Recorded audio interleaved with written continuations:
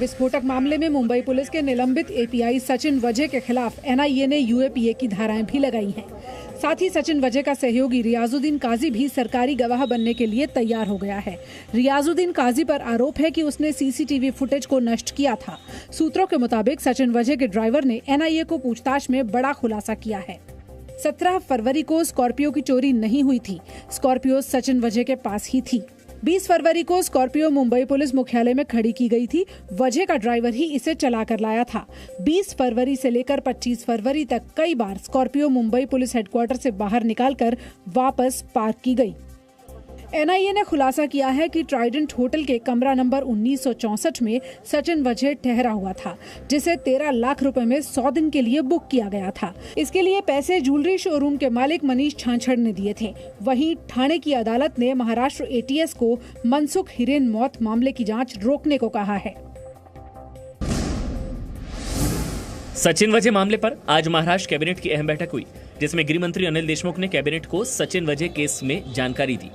बहुत सारी जानकारी के बाद ये पता चला है कि कुछ अधिकारियों ने गंभीर रूप से कानून का उल्लंघन किया है। निश्चित रूप में आने वाले दिनों में उन पर कार्रवाइयां होंगी।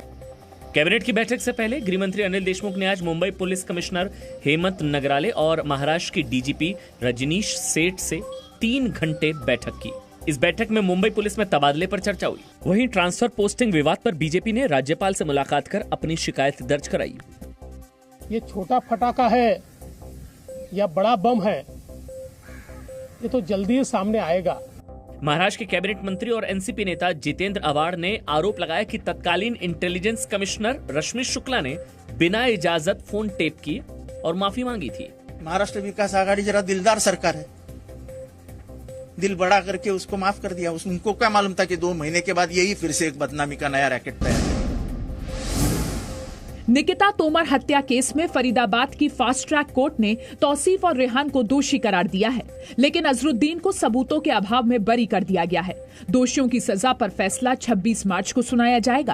प्रोसिक्यूशन ने हमारी तरफ से 55 गवाह पेश किए थे। फरीदाबाद में ऐसा फैसला होगा जो 5 महीने में पहली बार आया है, और इस फैसले से हम जो है संतुष्ट हैं। निकिता के परिवार वालों ने फैसले का स्वागत किया और दोषियों के लिए फांसी की मांग की है। कठिन समय था, बिल्कुल हमें एक दिन हमने सारा जो है निकिता को न्याय दिलाने में लगाया है, और हम चाहते हैं कि फांसी की सजा मिले, जल्दी से जल्दी मिले। मैं तो सोच रहा था आज ही मिलनी चाहिए थी। बीकॉम ऑनर्स की छात्रा निकिता की 26 अक्टूबर 2020 को फरीदाबाद में उसके कॉलेज के सामने गोली मारकर हत्या कर दी गई थी। निकिता के परिवार वालों ने आरोप लगाया कि दोषी उनकी बेटी का धर्म परिवर्तन करा के शादी करना चाहते थे, लेकिन वो नहीं मानी तो उसकी हत्या कर दी गई। बिहार विधानसभा में कल हुए हंगामे पर आज राज्यसभा में भी हंगामा हुआ। आरजेडी और कांग्रेस के सांसदों ने प्रधानमंत्री मोदी के खिलाफ नारेबाजी की। वहीं बिहार के मुख्यमंत्री नीतीश कुमार ने कल विधानसभा में हुई कार्रवाई को सही ठहराया।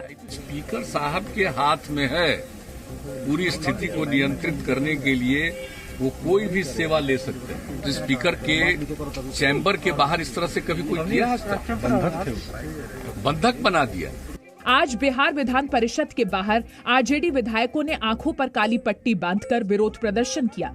विपक्षी विधायकों ने सुरक्षा कर्मियों और अधिकारियों के खिलाफ एफआईआर दर्ज कर कार्रवाई करने की मांग की। हिटलर शाही नहीं चली तो नीतीश शाही क्या चलेगी? बिल्कुल ये गलत हुआ, उसके विरोध में प्रदर्शन है, क्योंकि सरकार काला पट्टी बांधी एक विधायकों का सम्मान नहीं कर रही है। वहीं कल आरजेडी के विधानसभा मार्च के दौरान पुलिस पर पथराव के मामले में आरजेडी नेता तेजस्वी यादव, तेज प्रताप यादव, जगदानंद सिंह समेत आरजेडी के 3000 कार्यकर्ताओं के खिलाफ एफआईआर दर्ज की गई। प्रधानमंत्री नरेंद्र मोदी ने आज पश्चिम बंगाल के कांथी में चुनावी रैली की। पीएम मोदी ने रैली में बाहरी के मुद्दे पर ममता बनर्जी को जवाब दिया। पीएम मोदी ने बांग्ला भाषा में कहा कि गुरुदेव की धरती को बांटने की कोशिश हो रही है। जिस बंगाल ने पूरे भारत को वंदे मातरम की भावना में बांधा है, उस बंगाल में ममता दीदी बहिरागोतों की बात कर रही है। एखाने कोनो भारतवासी बहिरागोतो नय। विष्णुपुर में ममता बनर्जी ने पीएम नरेंद्र मोदी के आरोपों का जवाब दिया। ममता ने कहा, यहाँ रहने वाले नहीं बल्कि जो सिर्फ प्रचार के लिए आ रहे हैं वो बाहरी हैं।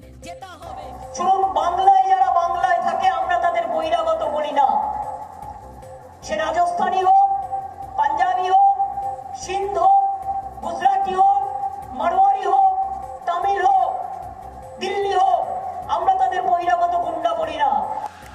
बंगाल में पहले चरण के चुनाव के लिए कल प्रचार का आखिरी दिन है। प्रधानमंत्री नरेंद्र मोदी ने असम के सीपाझार में एक चुनावी रैली को संबोधित करते हुए कांग्रेस पर निशाना साधा। उन्होंने कहा कि कांग्रेस को लूट के लिए सत्ता चाहिए। कांग्रेस का ट्रैक रिकॉर्ड है अस्थिरता, कांग्रेस का ट्रैक रिकॉर्ड है गरीबों से विश्वासघात, कांग्रेस का ट्रैक रिकॉर्ड है हिंसा और अलगाववाद। इससे पहले असम के लखीमपुर में प्रधानमंत्री ने कहा बीजेपी असम को आत्मनिर्भर बनाने के लिए काम करेगी। कांग्रेस ने कुछ नहीं किया, उनको सिर्फ अपनी कुर्सी बचाने में रस था, न हमारे। केरल के पलक्कड़ में गृहमंत्री अमित शाह ने मेट्रोमैन श्रीधरन के साथ रोड शो किया। इस रोड शो में बड़ी संख्या में लोग जुटे। इससे पहले कोल्लम में एक चुनावी सभा को संबोधित करते हुए अमित शाह ने लोगों से बीजेपी को मौका देने की अपील की कि एलडीएफ यूडीएफ के झांसे से निकलिए, कमल को खिलाइए और मोदी जी के नेतृत्व में नया केरला बनाइए। कोरोना काल के बाद प्रधानमंत्री नरेंद्र मोदी 26 मार्च को पहली बार विदेश यात्रा पर जाएंगे। 26 तारीख को प्रधानमंत्री 2 दिनों के दौरे पर बांग्लादेश की राजधानी ढाका पहुंचेंगे। इस दौरे में प्रधानमंत्री नरेंद्र मोदी बांग्लादेश के राष्ट्रपति अब्दुल हमीद और प्रधानमंत्री शेख हसीना से मुलाकात करेंगे। प्रधानमंत्री मोदी बांग्लादेश के राष्ट्रीय दिवस और शेख मुजीबुर रहमान की जन्म शताब्दी कार्यक्रम में भी हिस्सा लेंगे। इस दौरे में प्रधानमंत्री नरेंद्र मोदी बांग्लादेश में मतुआ समाज के पवित्र स्थान ठाकुरबाड़ी भी जाएंगे। एलएसी विवाद को लेकर भारत और चीन के बीच उच्च स्तरीय सैन्य वार्ता इसी हफ्ते चुशूल में होगी। सूत्रों के मुताबिक दोनों देश गोगरा घाटी और डेपसांग के मैदानी इलाकों से सेना की वापसी पर चर्चा करेंगे। इससे पहले पूर्वी लद्दाख में पैंगोंग से दोनों देशों ने अपनी सेनाओं को पीछे कर एलएसी पर तनाव घटाने की पहल की थी। इसके लिए भारत और चीन के बीच 10 दौर की वार्ता हुई थी। इस बीच अमेरिका के एक वरिष्ठ सैन्य अधिकारी ने दावा किया है कि भारत और चीन के बीच अविश्वास का माहौल चरम पर है। एडमिरल जॉन से एक लूनियो ने आरोप लगाया है कि हिंद महासागर में चीन की धोखा देने वाली हरकतों की वजह से वहां की स्थिरता और सुरक्षा को बड़ा खतरा है। राष्ट्रीय राजधानी राज्य क्षेत्र शासन संशोधन विधेयक 2021 के मुद्दे पर आज राज्यसभा में जमकर हंगामा हुआ। जीएनसी-टीडी बिल पर विपक्ष के हंगामे के कारण राज्यसभा की कार्रवाई 2 बार स्थगित करनी पड़ी।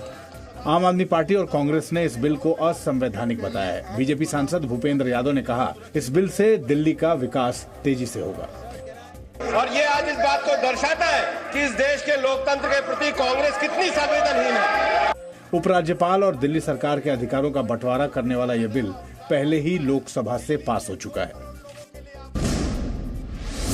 महाराष्ट्र में आज कोरोना के अब तक के सबसे ज्यादा मरीज सामने आए।